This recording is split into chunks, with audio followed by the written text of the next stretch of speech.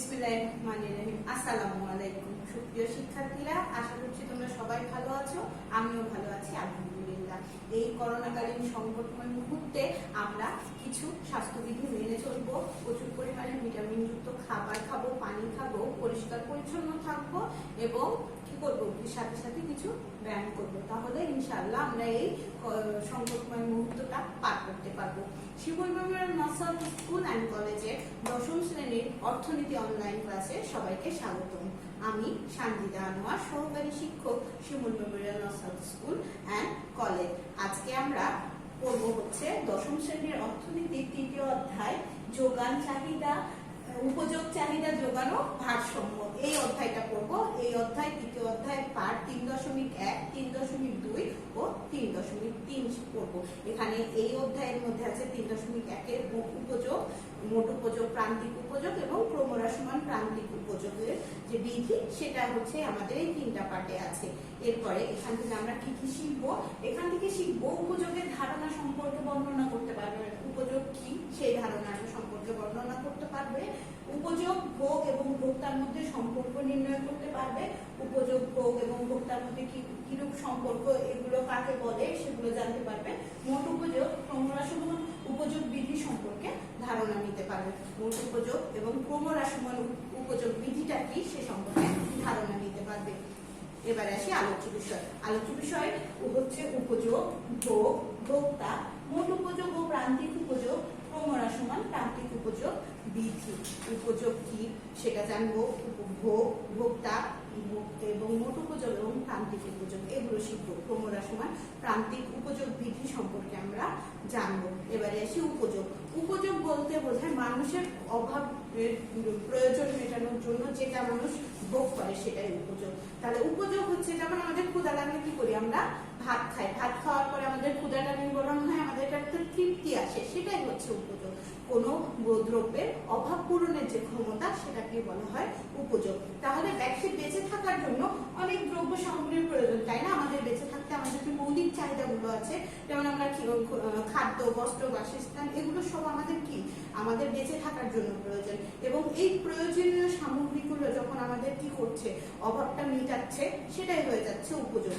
তাহলে অর্থনীতির ভাষায় উপযোগ বলতে বোঝায় কোনো দ্রব্যের বা সেবার দ্বারা ব্যক্তির অভাব পূরণের ক্ষমতাকেই বোঝানো হয়। তাহলে উপযোগটা হচ্ছে যে কোনো দ্রব্যের বা কোনো সেবার দ্বারা যে ব্যক্তির অভাবটা পূরণ হচ্ছে, ব্যক্তি যেটাতে অভাব ছিল, ব্যক্তির যে অভাব পূরণের যে ক্ষমতা, সেটাই হচ্ছে উপযোগ।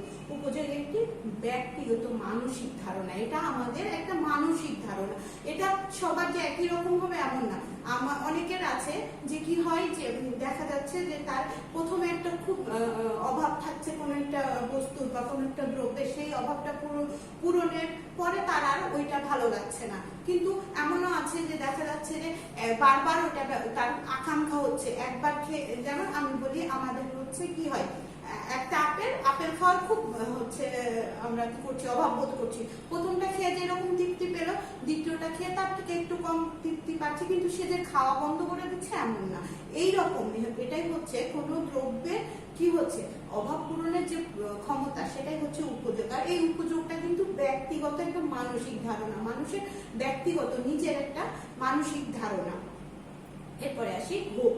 আমরা বলি না যে এই দ্রব্যটা কোনো দ্রব্য ব্যবহার করাতেই আমরা ভোগ বলি, কিন্তু অর্থনীতিতে মানুষের অভাব পূরণের জন্য কোনো দ্রব্যের উপযোগ নিঃশেষ করাকে ভোগ বলা হয়।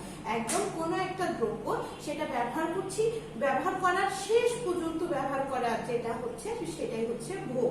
উপযোগটা নিঃশেষ, যে এখান থেকে একদম আমি ব্যবহার করে সন্তুষ্ট, এখানে আমার ব্যবহারটা সম্পূর্ণ হলো, এই যে সেই নিঃশেষ পর্যন্ত করাটাকে, উপযোগ নিঃশেষ করাটাকেই বলা হচ্ছে ভোগ। তাহলে মানুষের অভাব পূরণের জন্য কোন দ্রব্যের উপযোগ নিঃশেষ করাকেই বলা হয় ভোগ।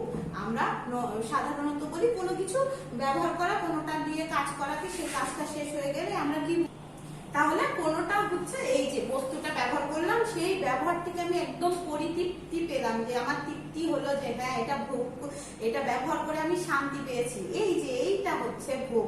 অর্থনীতির ভাষায় মানুষের অভাব পূরণে কোনো দ্রব্যের উপযোগ নিঃশেষ করা তাকেই বলা হয় ভোগ। এবার আসি ভোক্তা। তাহলে যে ব্যক্তি ভোগ করে তাকে বলা হয় ভোক্তা বা আমরা তাকে বলি ভোক্তা। তাহলে বাজার অর্থনীতিতে কোনো অবাধ সহজলভ্য দ্রব্য ছাড়া অন্য সব দ্রব্য ভোগ করার জন্য যে ব্যক্তি অর্থ ব্যয় করতে প্রস্তুত তাকে বলা হয় ভোক্তা।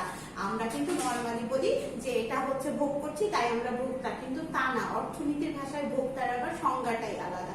সেটা হচ্ছে বাজার অর্থনীতিতে কোনো অবাধ সহজলভ্য দ্রব্য, যেটা আমরা খুব সহজে পাবো এরকম অবাধ সহজলভ্য দ্রব্য ছাড়া অন্য সব দ্রব্য ভোগ করার জন্য, ওই যে সহজলভ্য দ্রব্যটা ব্যতীত অন্য সব দ্রব্য ভোগ করার জন্য যে ব্যক্তি অর্থ ব্যয় করতে প্রস্তুত তাকে ভোক্তা বলা হচ্ছে। এখন একটু উদাহরণ বলি, আমাদের এলাকায় কি আসে না, ফকির আসে না, তাদেরকে কিন্তু আমরা যে অর্থ দিচ্ছি বা চাল দিই এগুলো দিয়ে সে কিন্তু তার ভোগ করছে, কিন্তু তাকে কি আমরা ভোক্তা বলবো? না, সে তো সেটার জন্য অর্থ ব্যয় করছে না, তাকে কি করতে হচ্ছে না, টাকা দিতে হচ্ছে না। কিন্তু অর্থনীতির ভাষায় ভোক্তা হবে সে যে কিনা অবাধ সহজলভ্য দ্রব্য ছাড়া অন্য সব দ্রব্য কি করবে, বাজারে গিয়ে অর্থ ব্যয় করে কিনবে, অর্থ ব্যয় করে প্রস্তুত থাকবে, তাকে বলা হয় ভোক্তা।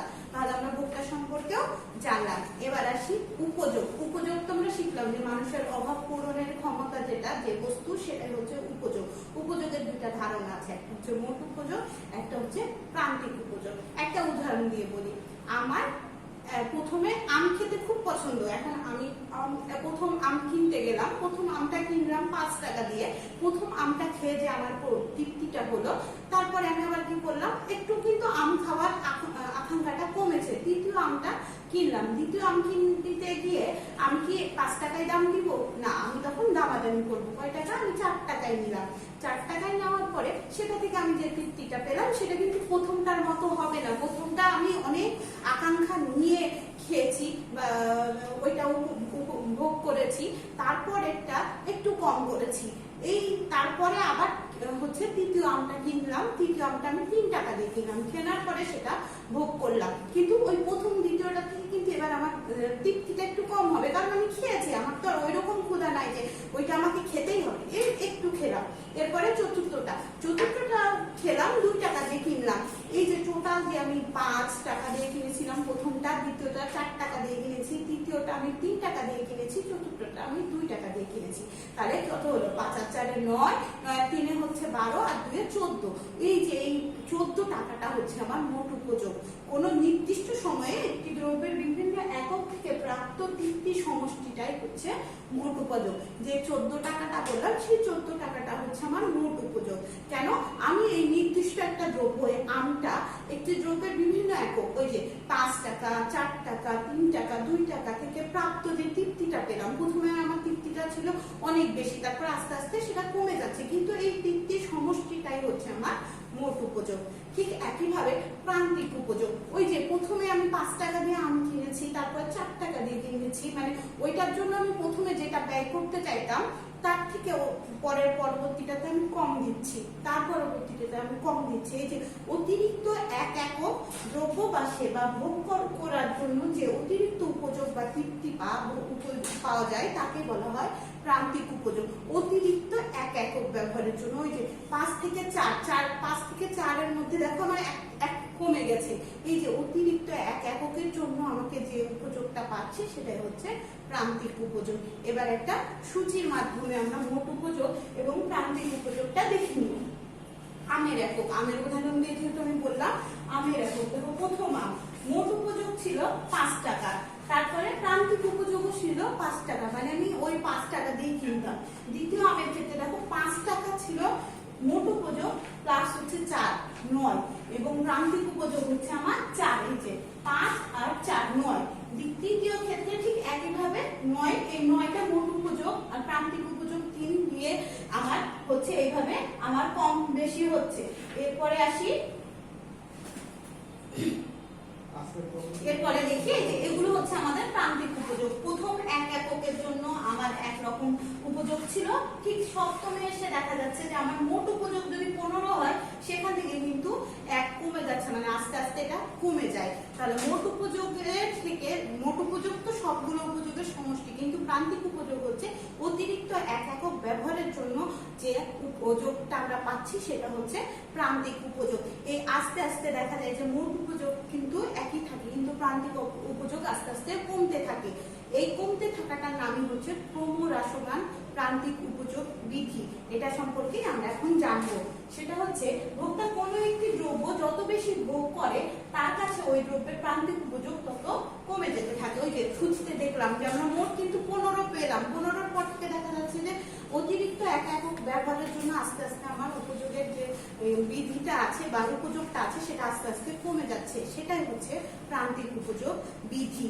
এবং এই ভোগের মোট পরিমাণ বৃদ্ধির ফলে প্রান্তিক উপযোগ কমে যাওয়ার এই প্রবণতাটাকেই বলা হচ্ছে ক্রমহ্রাসমান প্রান্তিক উপযোগ বিধি। মোট উপযোগ থেকে আস্তে আস্তে কমে আসার যে প্রবণতা সেটাই হচ্ছে ক্রমহ্রাসমান প্রান্তিক উপযোগ বিধি। তাহলে আরেকবার করে নিই, ভোক্তা কোনো একটি দ্রব্য যত বেশি ভোগ করে তার কাছে ওই দ্রব্যের প্রান্তিক উপযোগ তত কমে যেতে থাকে। ভোগের মোট পরিমাণ বৃদ্ধির ফলে প্রান্তিক উপযোগ কমে যাওয়ার এই প্রবণতাটাকেই বলা হচ্ছে ক্রমহ্রাসমান প্রান্তিক উপযোগ বিধি। আস্তে আস্তে মোট উপযোগ থেকে তোমার প্রান্তিক উপযোগটা কমে আসছে। এই কমে আসার যে একটা বিধি সেটাই হচ্ছে মোট ক্রমহ্রাসমান প্রান্তিক উপযোগ বিধি। ক্রমহ্রাসমান প্রান্তিক উপযোগ বিধির কিছু শর্ত মেনে চলে। তা হলো ভোক্তা হবে স্বাভাবিক বিচার বুদ্ধি সম্পন্ন। ভোক্তা চাইলে দ্রব্যের উপযোগ ও অর্থ দিয়ে পরিমাণ করতে পারবে। দ্রব্যের দাম প্রান্তিক উপযোগের সমান হবে। দ্রব্যটি ভোগ করার সময় ভোক্তার আয় রুচি এবং পছন্দের পরিবর্তন হবে না, নির্দিষ্ট সময় বিবেচ্য হবে। তাহলে ক্রমহ্রাসমান প্রান্তিক উপযোগ বিধিটির আবার কিছু শর্ত মেনে চলে। এই শর্তগুলো যখন মেনে চলবে তখন কি হবে, সেটা ক্রমহ্রাসমান প্রান্তিক উপযোগ বিধি হবে। যেমন ভোক্তা হবে স্বাভাবিক বিচার বুদ্ধি সম্পন্ন। অর্থনীতিতে ভোক্তা বলতে যার কিছু যুক্তিসঙ্গত কারণ থাকা লাগে, রেশনাল হতে হয়। তাহলে ভোক্তা হবে স্বাভাবিক বিচার বুদ্ধি সম্পন্ন। ভোক্তা চাইলেই দ্রব্যের উপযোগ অর্থ দিয়ে পরিমাণ করতে পারবে। যে ভোক্তা চাচ্ছে যে এটা আমার ব্যয় উপযোগ করতে গেলে আমাকে কত অর্থ দিতে হচ্ছে। দ্রব্যের দাম প্রান্তিক উপযোগেরই সমান হবে। যেটা দ্রব্যের দাম সেটা তার প্রান্তিক উপযোগের সমান হবে। দ্রব্যটি ভোগ করার সময় তার কি করতে হবে, ভোক্তার আয় রুচি এবং পছন্দের পরিবর্তন হবে না। যদি পরিবর্তন হয় তখন কিন্তু আর এই বিধিটি কার্যকর হবে না। তাহলে যখন এই বিধিটি কার্যকর করতে হলে অবশ্যই ভোক্তাকে কি করতে হবে, সে সময় ভোক্তার আয় রুচি এবং অভ্যাসের পছন্দের পরিবর্তন করা যাবে এবং নির্দিষ্ট সময় বিবেচ্য হবে। এই ছিল ক্রমহ্রাসমান প্রান্তিক উপযোগ বিধির কিছু শর্ত। এই শর্তগুলো যখন মেনে চলবে তখনই সেটাই হবে ক্রমহ্রাসমান প্রান্তিক উপযোগ বিধি। এরপরে আমরা একটা রেখাচিত্রের সাহায্যে আমরা বোর্ডে সেটা অঙ্কন করে লিখে নিব। এখানে আমরা শুধু একটা ছবিটা দিয়েছি, ঠিক আমরা বোর্ডে একইভাবে আঁকিয়ে দেখবো সেটা কেমন হয়। চলো আমরা এবার বোর্ডে যাই। এই যে এখানে আমরা কি করব, একটা অক্ষ নিব।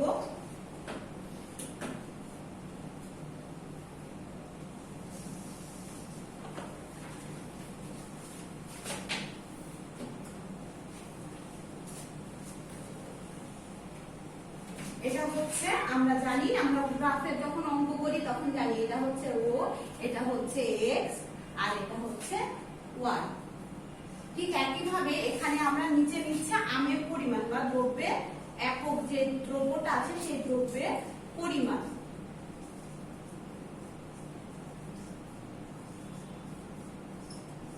আর ও ওয়াই অক্ষে নিব হচ্ছে দাম এবং প্রান্তিক উপযোগ।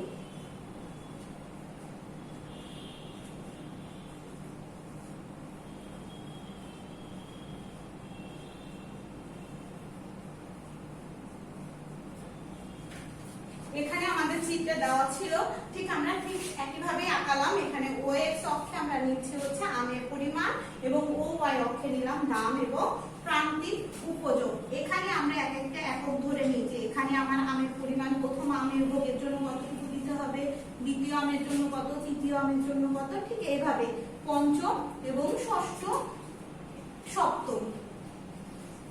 তাহলে প্রথম ভোগের জন্য আমরা দিচ্ছি এখানে একটা এ, এরপরে দ্বিতীয় ভোগ এটা এক, এটা দ্বিতীয়, তারপরে সি এখানে তৃতীয়, ডি চতুর্থ, ই পঞ্চম, এফ ষষ্ঠ এবং জি, এটা হচ্ছে সপ্তম। তাহলে এখানে আমরা কি করলাম, ও এক্স অক্ষে আমরা আমের পরিমাণটা লিখলাম।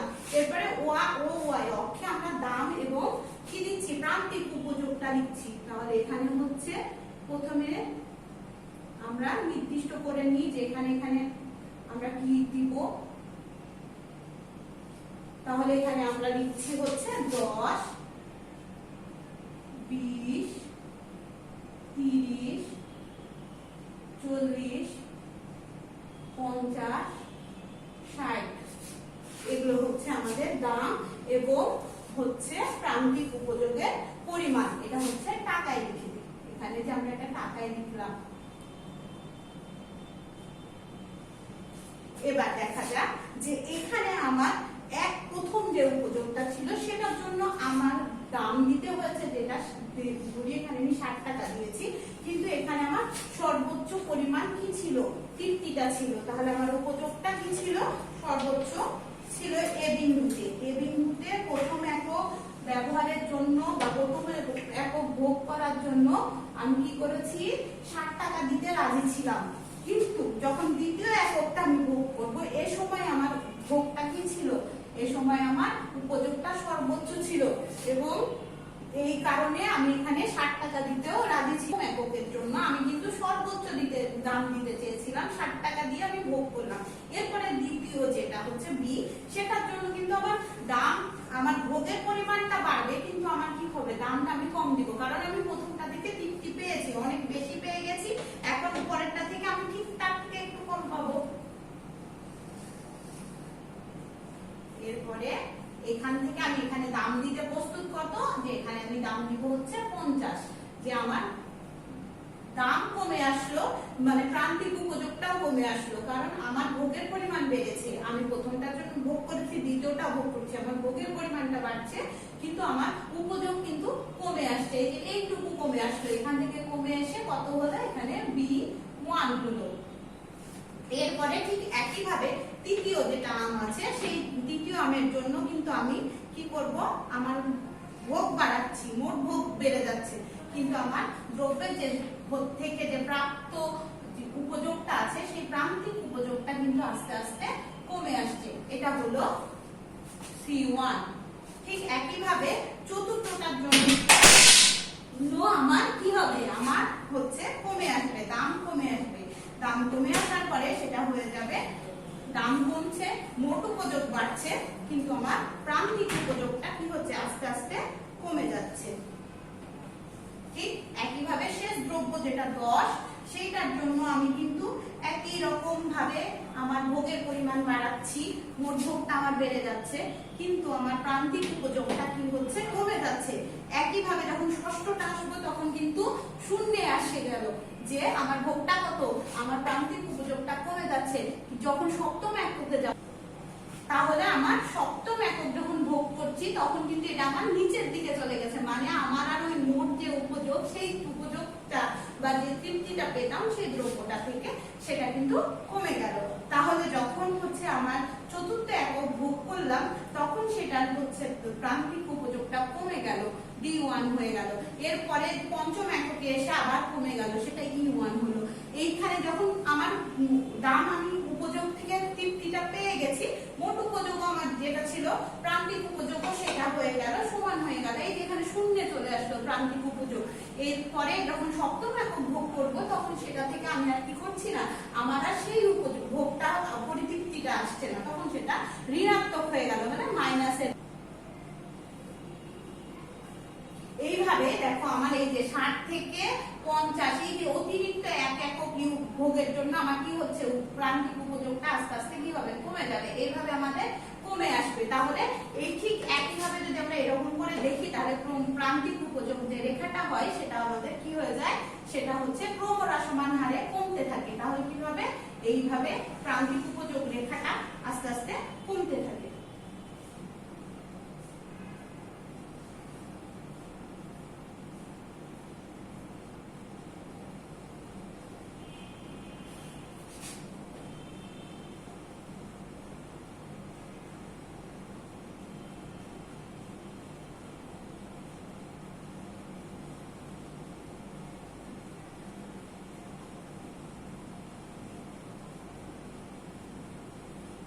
তাহলে আমাদের প্রান্তিক উপযোগ রেখা আস্তে আস্তে কি হয়ে যাচ্ছে, কমে যাচ্ছে, সেটা এক সময় কি হয়, শূন্য পরিণত হয়। এইভাবে আমরা কি চিত্রের সাহায্যে ক্রমহ্রাসমান প্রান্তিক উপযোগ বিধিটা ব্যাখ্যা করতে পারি। তোমরা যেটা বোর্ডে এই স্লাইডে দেখবা সেটা একটা ডেমো হিসাবে দেওয়া হয়েছে, ঠিক এইভাবে হয় ক্রমহ্রাসমান প্রান্তিক উপযোগ বিধি। এবং আমি যেটা বোর্ডে আঁকিয়ে দেখালাম ঠিক এইভাবে তোমরা আঁকাবে, যে এইভাবে আমরা প্রান্তিক উপযোগ রেখা চিত্র উপযোগ বিধিটি রেখাচিত্রের মাধ্যমে প্রকাশ করতে পারি। এই ছিল আজকে আলোচনা। এরপরে আসি মূল্যায়ন। উপযোগ কাকে বলে? উপযোগ কাকে বলে? কোনো দ্রব্য বস্তুর অভাব পূরণের ক্ষমতাটাকে উপযোগ বলে। ভোগ কি? যে কোনো বস্তু থেকে, অর্থনীতির ভাষায় কোনো বস্তু থেকে উপযোগ নিঃশেষ করাটাকেই বলা হয় ভোগ। ভোক্তা কাকে বলে? যে কোনো দ্রব্য অবাধ্য সহজলভ্য দ্রব্য ছাড়াও অন্য যে কোনো দ্রব্য ভোগ করার জন্য যে ব্যক্তি অর্থ ব্যয় করে তিনি হচ্ছেন তিনি হচ্ছেন ভোক্তা। এরপরে আসে মোট উপযোগ কি? কোনো প্রতিটি উপযোগের যে এক একক ব্যবহার করার জন্য বা উপযোগ পাওয়ার যে সমষ্টি, টোটালটা যে সমষ্টি, সেটাই হচ্ছে মোট উপযোগ। প্রান্তিক উপযোগ শূন্য হলে মোট উপযোগ কি হয়? ওই যে প্রান্তিক উপযোগ শূন্য হলে মোট উপযোগ কিন্তু ওইটাই থাকে, যে আমরা 15 দিয়ে বুঝিয়ে বললাম যে মোট যখন আমার শূন্য হয়ে যাচ্ছে প্রান্তিক উপযোগ, কিন্তু আমার মোট উপযোগটা কি থাকছে? আগেরটাই থাকছে, 15ই থাকছে। তাহলে মোট উপযোগ যখন শূন্য হয়, প্রান্তিক উপযোগ যখন শূন্য হয়, মোট উপযোগ তখন কি হয়? আগেরটাই থাকে, অপরিবর্তিত থাকে। এই ছিল মূল্যায়ন। আশা করছি তোমরা ক্লাসটা বুঝেছো। আগামী দিনে আমাদের থাকছে টপলেস 1 তৃতীয় অধ্যায়, পড়া হচ্ছে পার্ট 3.1 থেকে 3.3। এই ছিল আজকের ক্লাস। আগামী ক্লাস দেখার আমন্ত্রণ জানিয়ে সকলকে ধন্যবাদ।